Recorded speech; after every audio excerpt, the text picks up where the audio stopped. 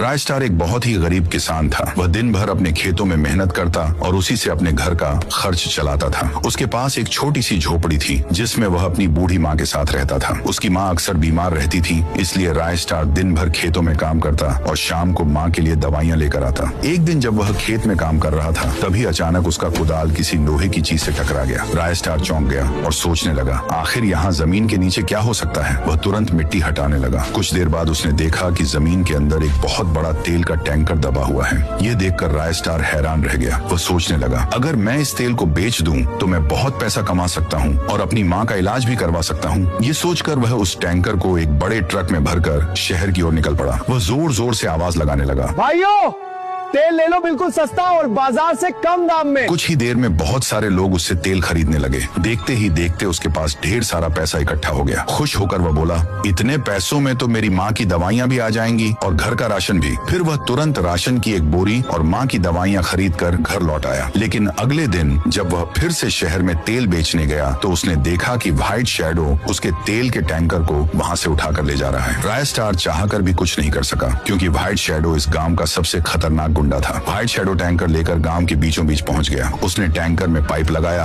और गांव के घरों पर तेल छिड़कना शुरू कर दिया। फिर वह जोर से चिल्लाया, अब मैं इस पूरे गांव को आग लगाकर खत्म कर दूंगा। इतना कहकर उसने पूरे गांव में आग लगा दी और वहां से जाने लगा। कुछ देर बाद राय स्टार वहां पहुंचा। उसने देखा कि चारों तरफ आग लगी हुई है और गांव वाले जान बचाने के लिए इधर उधर भाग रहे हैं। तभी गांव का एक छोटा लड़का थुंग थुंग दौड़ता हुआ राय स्टार के पास आया और बोला, यह सब व्हाइट शैडो ने किया है। राय स्टार बोला, मैं उसे जिंदा नहीं छोड़ूंगा।